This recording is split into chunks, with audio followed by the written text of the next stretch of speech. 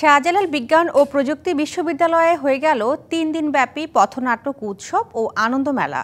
শিক্ষার্থীদের পাশাপাশি সিলেটের বিভিন্ন শ্রেণী পেশার মানুষ শামিল হন এই আয়োজনে।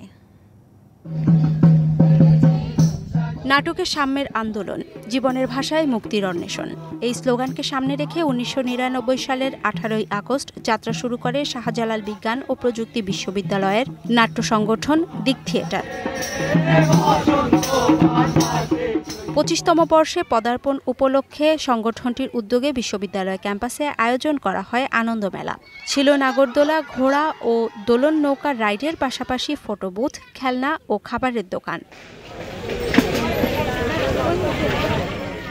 আয়োজনের অন্যতম আকর্ষণ ছিল পথনাটক উৎসব।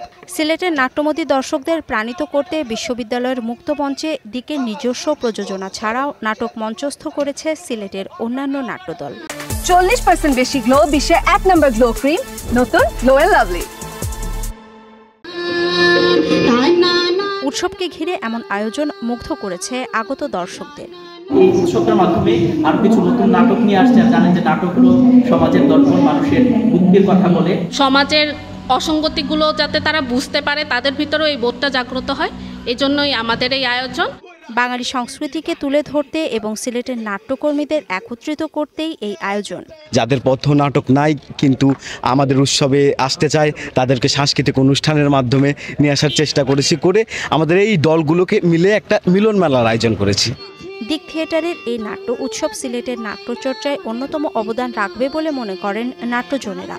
সংস্কৃতি চর্চার পথটাকে যেন আরো সুগম করা যায় সবাই মিলে।